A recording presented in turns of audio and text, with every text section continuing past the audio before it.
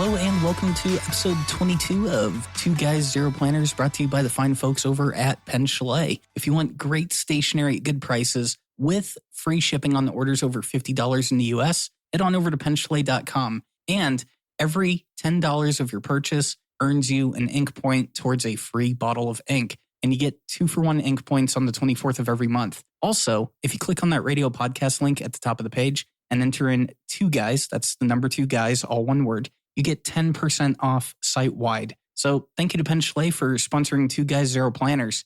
So, Urban, I think we get to start off this week with a little bit of follow-up from last week. Yes, you sort of happened upon a conversation about the Newton Shinobi, or, well, last time we talked about the Moonman clone of it. Mm-hmm. And it turns out that the design is just... Well, someone asked Sean Newton to make him a pen and posted about it on, what was it, Fountain Pen Network? Yeah, Fountain Pen Network. And we'll have the link to that post in our show notes. I wanted to call it open source, but you very quickly corrected me on that. Yes, as a programmer who likes open source, I'm particular about that term. I think part of the reason I wanted to call it open source was just because the very first thing that stuck out to me was the word bug in the first sentence of the post. So I was like, bug, pen, everyone can make it. It's open source. And then you corrected me and I corrected myself. And it was like, no, Yvgenii, that's not how that works. That's how none of this works. But that does change one thing, though. Knowing that it was a design by just a user like us that found a manufacturer that wanted to make it and then put the plans out there for other people to use, I'm now perfectly fine with the Moonman.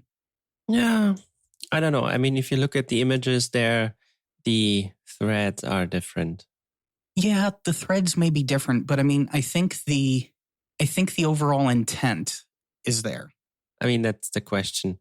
I agree that now it gets difficult because you would have to know where they stole it from, basically, if you want to call it that.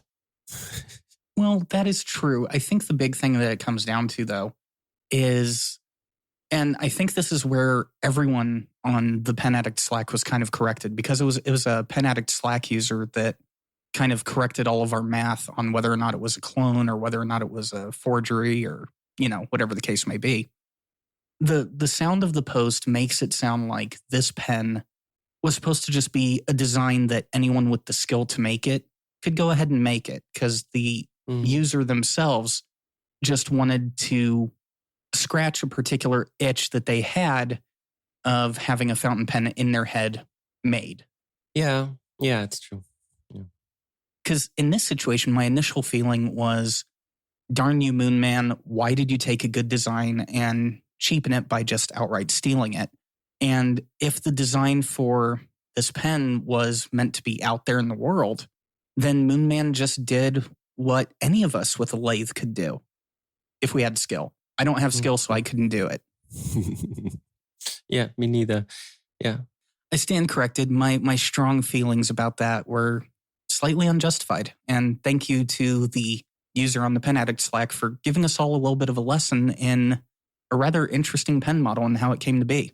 Always hard to have an opinion and then someone actually comes up with information about it that you never knew. And then it's all different. Yeah, this week has been a week of my opinions being corrected in one way or another, and we'll touch on that a little bit later. Hashtag don't read the comments in your own YouTube videos because they never lead to anything good. So we had agreed on an order about how to talk about things, but this sort of fits in nicely. Now, maybe let's talk about a real clone that is really where it's a bit more clear. I got a new pen, and this is a real copy, I would say. Yeah, that is a clone. The Wingsang 3013, and that is really a clone of the TWSBI VAC 700. I must say, it's prettier than the VAC 700. Yeah, it has. I got it because, I wanted a colored VAC 700, and they don't exist anymore. This is very true. And you ended up with a really nice price on it. Yeah, they're now that sort of pen BBS has pioneered vac fillers in Chinese pens.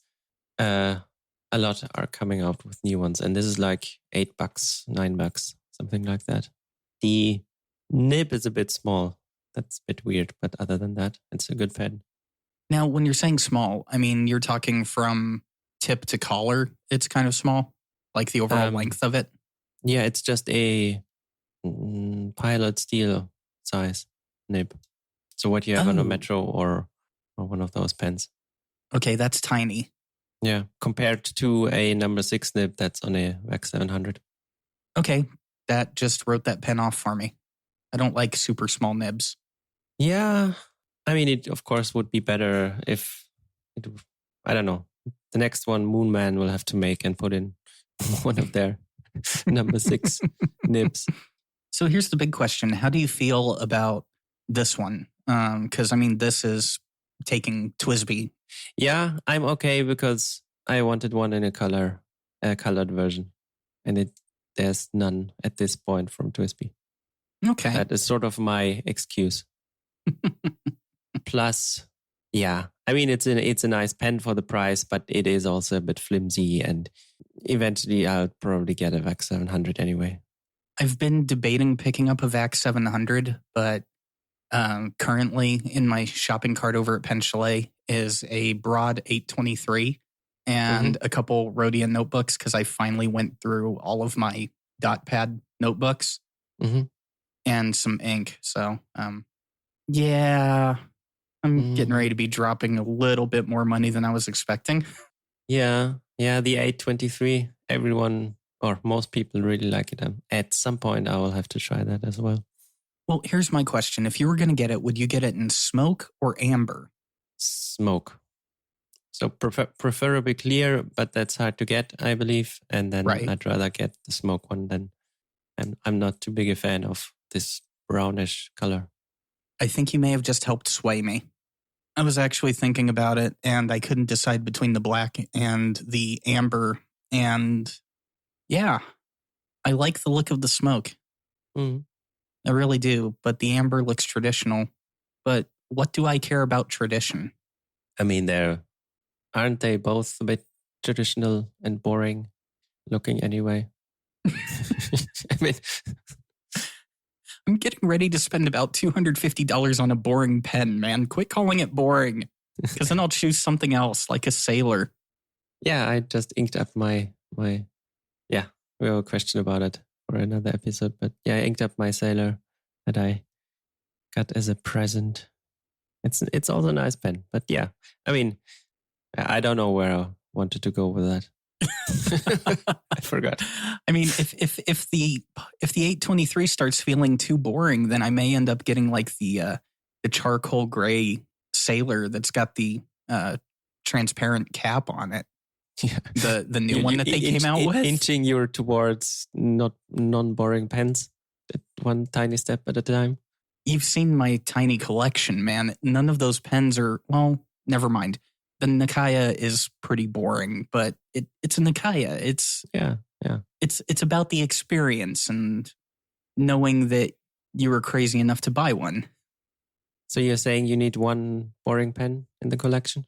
Which means if I already have the one boring pen in the Nikaya, then the rest of my pens need to... Man, okay, now you're making me have a midlife crisis. This isn't funny. Yeah, the Nikaya isn't really boring. You know what, though? If people listening to this want to help push me in one direction or the other, you know what they should do? Yes, they should join the Discord, of course. They should. The link's going to be down below in the show notes. Well, down below to the side, whichever podcast player you're using. Just click on the link and join the Discord. It's still kind of small at the moment, but we're working on growing it. And it's both for this podcast and for my Inkwell YouTube channel. Kind of just another place for us stationary people to hang out, talk stationary and non-stationary alike. Yes. And it's also the easiest way to ask us questions, which we're going to make a regular thing on answering those towards the end of each episode. Man, that kind of felt more like an ad read than the actual ad read at the beginning of the show. You think so?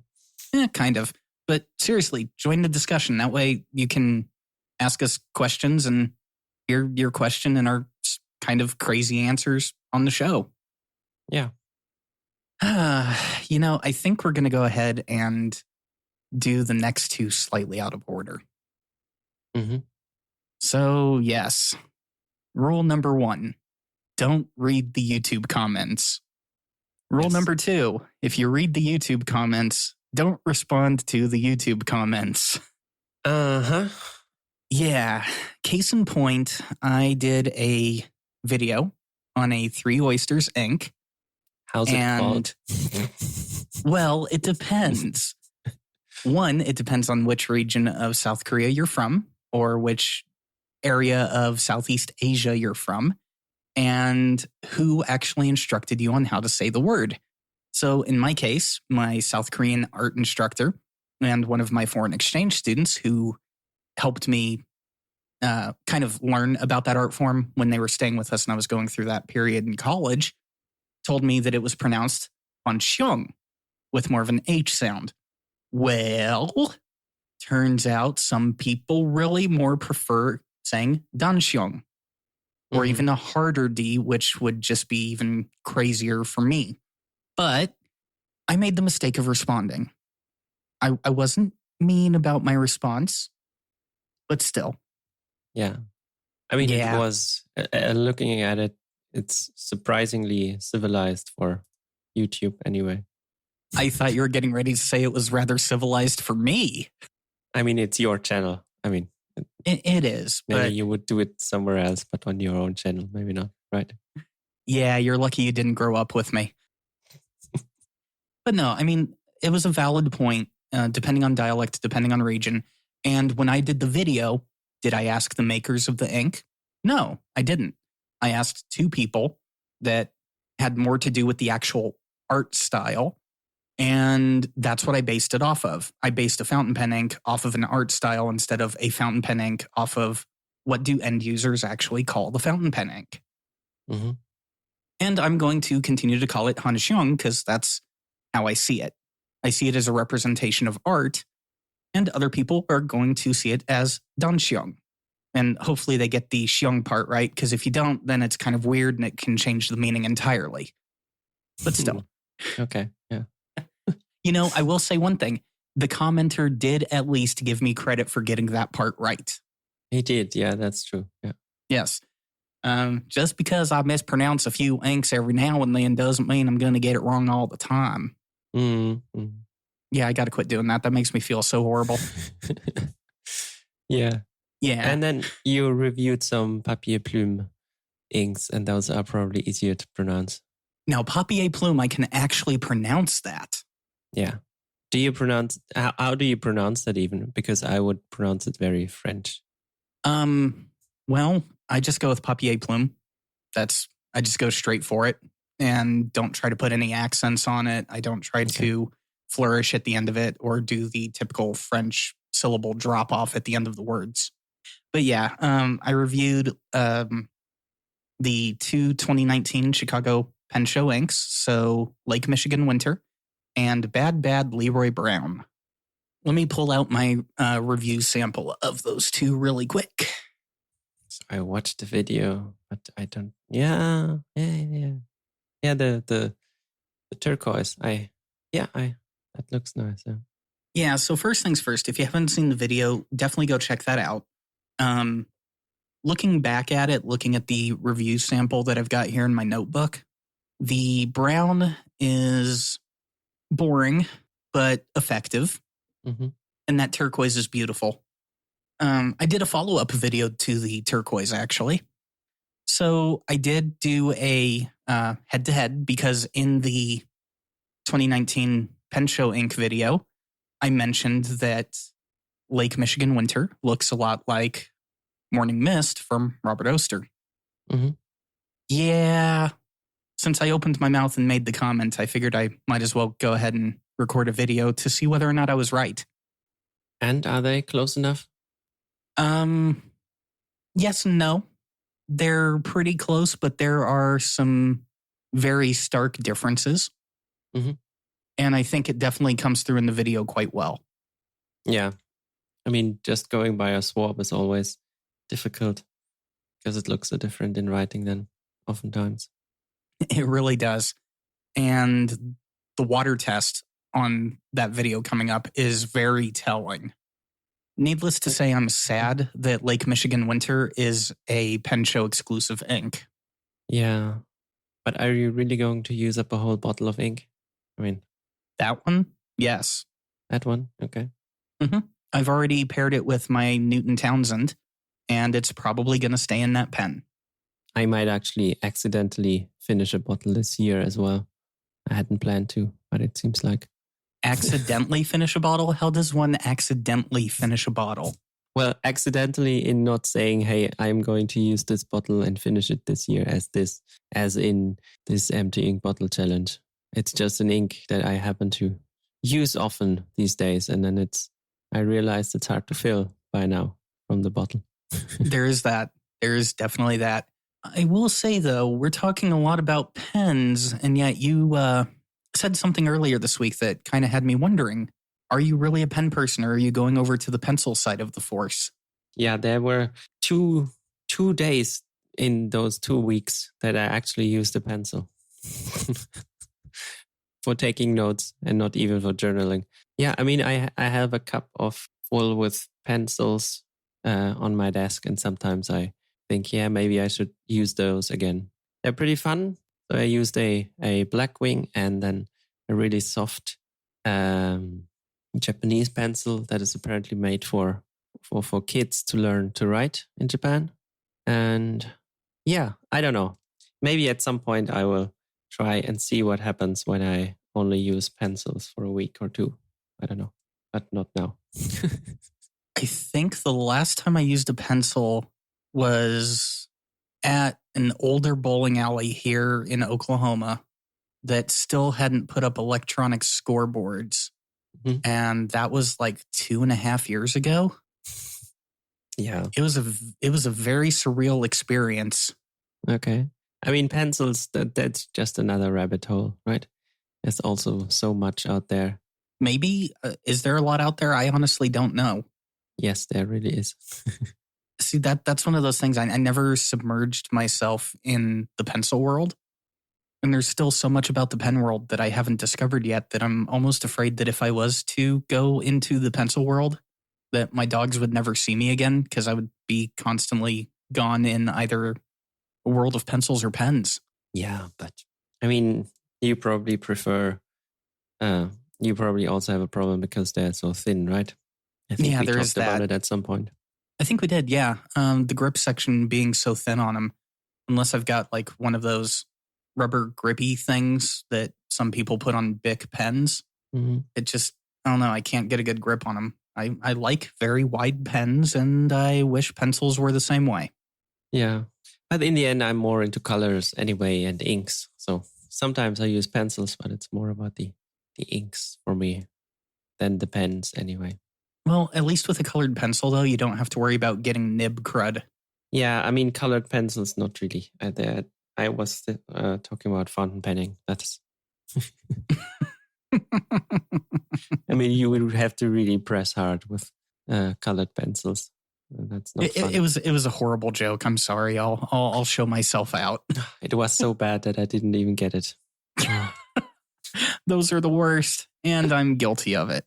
Having to explain a joke. Oh. Yeah, I know. Once you hit the point where you have to explain it, you've already lost. Yeah. This is why I don't tell jokes, Urban. So here's a good question for you. Yes. What's up with these 2 Heritage notebooks? Yeah, those Rhodia Heritage, I think they are limited in some form. They have they're a really odd combination, and I'm unsure why I like them, actually. So they have really yellow paper, and the lines are orange. But somehow I really like them. Maybe it's because they have an open spine, so they lie flat really, really well. And okay, that is a benefit. I I had used one as a journal, I think in the beginning of the year or last year. And yeah, I just wanted to get some before they are. I'm still not sure if they are, if they will run out, but it might be the case. So I wanted to get more. They're also pretty cheap. So Yeah, I was about to say, here's my question with it. You mentioned it has kind of a cream color paper in it. You've used a gold book before, right? Rhodia gold book? no, I actually never used a gold book, but it's Okay. probably the same 90 GSM paper. It may be. So it's not perfect for all pens. No, nowhere close. Yeah. I mean, it's probably I've- more that it lies flat. And I mean, this orange color, these lines, they actually work, surprisingly. I've had Edelstein Topaz feather on gold book paper. Yeah. I mean, yes, if the pen's too wet or depending on the ink, it feathers a bit or it bleeds through.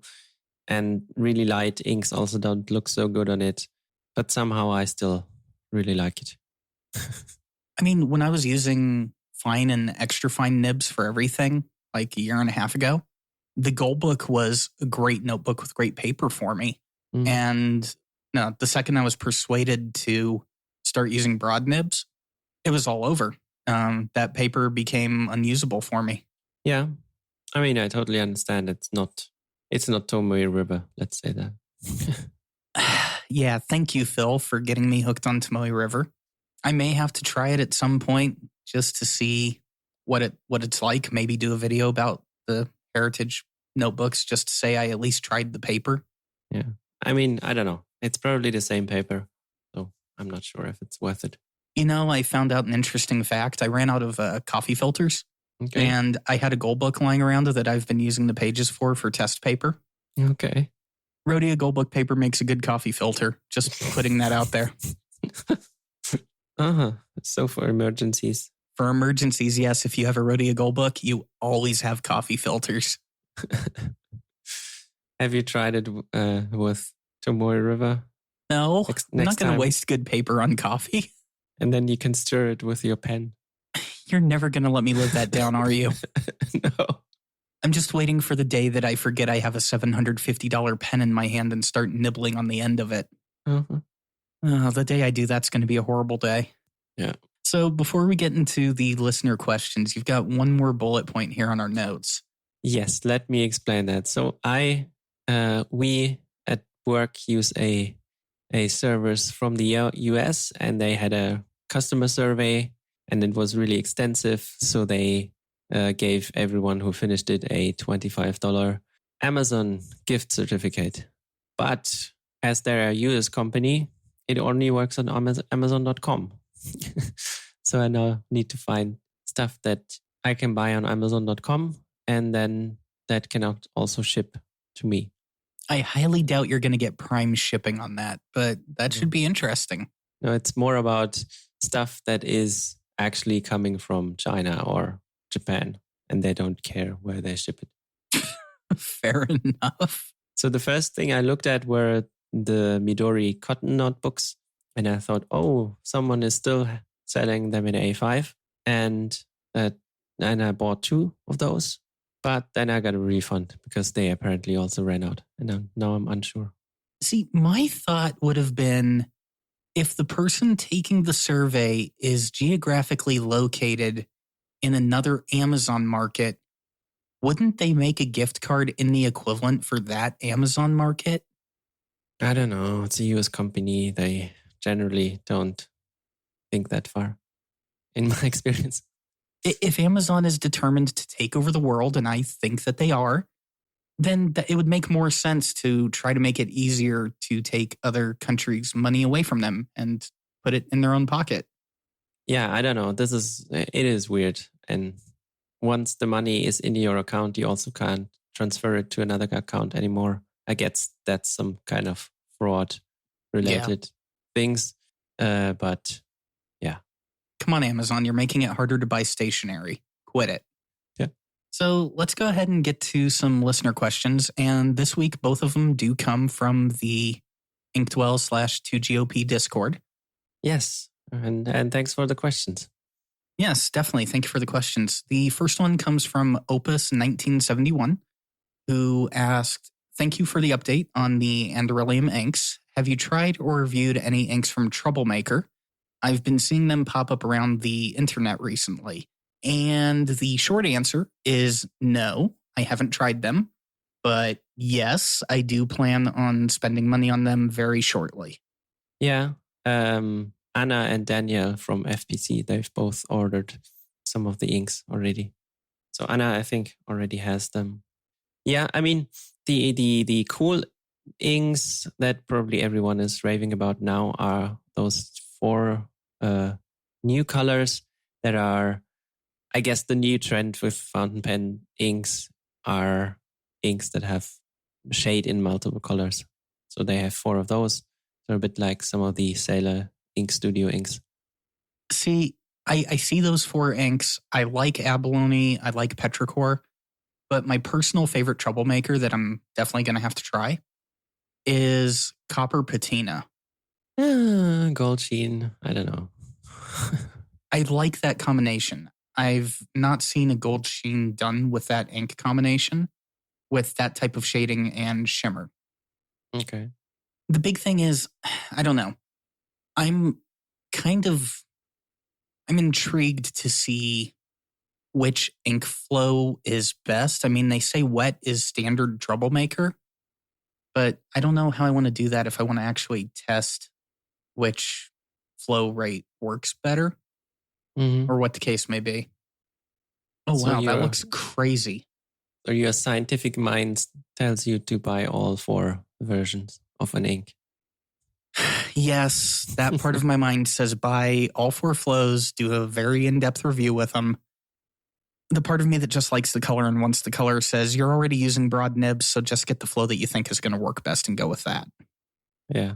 By the way, if you go to page 3 and look at the last one on that page, there's that ink called Nautical Highway. Mm-hmm. That is trippy. That is a bit like Emerald of Shibor with silver shimmer. Is that Oh, you mean even? the color shimmer that I said it had in the first place? Yeah. Maybe that's why I like it, because it finally corrects my mistake. Yeah. There you go, kids. There's a common theme here. I'm human and mistakes are made. But yeah, I mean, of the new colors that are out, it's definitely, I would say, Abalone and Petrichor are the 2 that I like the best. Yeah, no, I of course like the green, the kelp tea. So I guess kind of circling back around, though I haven't reviewed any of them, I plan on, after looking at them, reviewing Abalone and most likely Copper Patina. Mm-hmm. And I will try to not buy any inks right now. You say that now. Yeah, I'm not sure how that's going to work. Yeah, but first, holiday. I mean, I can't really buy stuff now that when I don't know when it's coming anyway. When I'm almost 4 weeks on holiday, and so maybe that's not a good idea. You're going to come back from holiday and we're going to have 12 pages of show notes just in like Chinese fountain pens that showed up while you were gone. No, the problem is then what happens when I'm not here and no one. I mean, if it's a package that would require a signature, then no one could do it and it would go back and stuff like that. So no purchases no good for now. Unless it's something local and it comes quick. There is that. That is definitely true. I'm going to have to come up with guests for those shows. See all the extra work you're making me do? Yes. I'm so sorry. You're getting to go somewhere that I haven't been in a long time. I am envious. I'll put it that way. I go every summer. You know, maybe you should come over here one summer. I hear there's pen shows during the summer. Your family may be bored, but you would enjoy yourself. Yeah, I'm not sure I want to spend the money on 4 flights to the US. I mean, it would be expensive enough to fly to Greece if we booked it now. But to the US, I don't know. Yeah, that could get pretty spendy really quick. Yeah. So last question of the night, day, whatever time it is. Mm-hmm. And actually, this one kind of circles back around to almost how we started tonight's episode. Yeah, yes, it does. Yep. So Kevin C. asked, do you guys feel that the offerings from Pen BBS are starting to justify the higher price point of Chinese-made pens?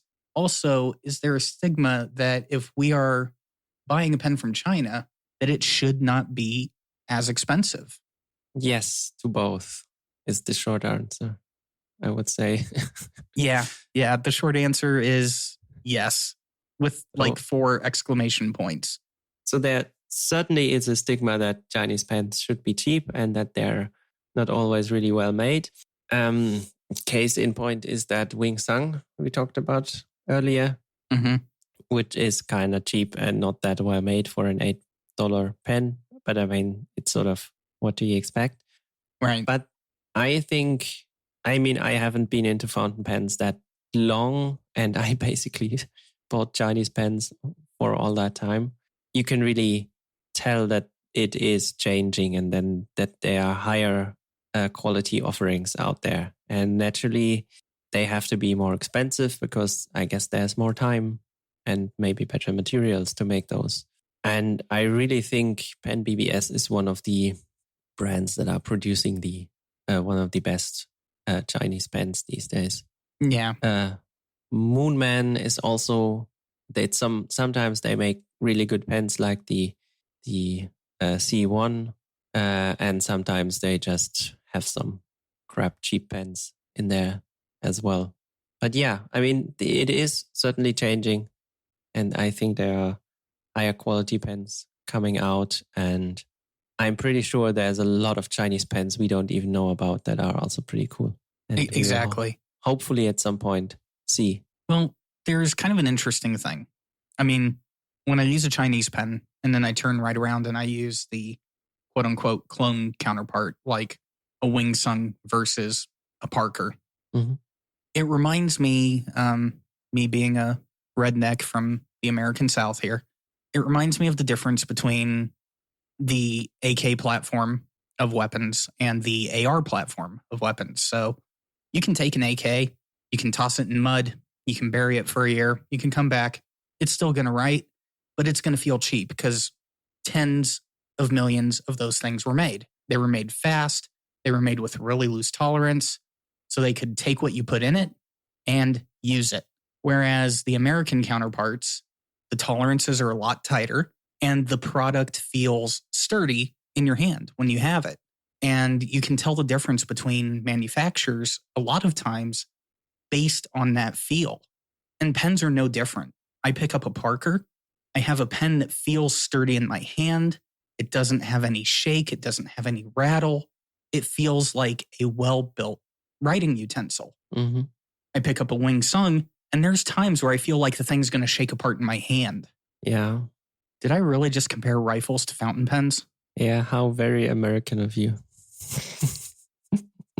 Wow, you can hear the bald eagle screeching behind me. Yeah.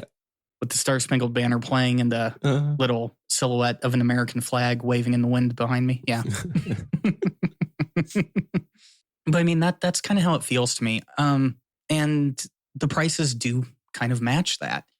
And I think as Pen BBS starts creating better products and just better made products, better tolerances, and better nibs, for Pete's sake, start giving better nib offerings. Well, these days you can get 4 kinds of nibs from them already. So I would just like to see more consistency in tipping. I mean, there's a reason I don't buy Visconti. I don't think Visconti should be charging as much as they do because the quality control is horrible. And I see the same thing with the cheaper Chinese pens. And as they make those improvements to their quality control, the price can go up. And it is justified. I think the price they're at right now is actually justified. So short answer to the long answer, yes. Yeah. And I will certainly continue buying those Pen BBS pens. Maybe I will at some point stop buying some of the cheaper ones. But yeah, I think they're doing a good job. And I mean, that's one thing I want to see in the fountain pen community. I want to see more offerings that have quality and can get more people into the hobby and into the community from around the world, not just the US, not just Europe, but Southeast Asia, Africa, South America. I want to see handwriting still be relevant. I don't want it to die off. And here's my soapbox for the episode, people. As we go more and more digital, and as we rely more and more on our smart devices, older analog habits are going by the wayside, and I don't want to see that happen. I think if we lose the ability to properly use our analog tools, we lose a bit of ourselves. Yeah. I mean, I take notes at work as a programmer every day, and I think, at least for me, that works much better than doing it all digitally. Exactly. And by Pen BBS and Moonman and Wingsung offering good entry-level pens, I think it helps. I think it really helps a lot. Mm-hmm. Even some of the cheap Indian pens as well. I think those are a good thing for the community and a good thing for the market. Just make the tolerances better. Well, I mean, you always have to look at the price, right? I mean, I have some really cheap Indian pens that I got for free, and for that price, they are pretty good. Yes. But yeah. Kind of a side question. Have you ever received a pen that was either free or heavily discounted that you still felt like you paid too much for? I don't remember any specific pen, but I'm sure there were some of the Chinese ones that were just bad. And yeah. Well, we'll cover the bad ones on another question. I think we'll save that for another episode. But let's go ahead and wrap it up for tonight. It's been a pleasure as always, Urban. Thank you guys for listening, and we'll see you in 2 weeks. Bye-bye.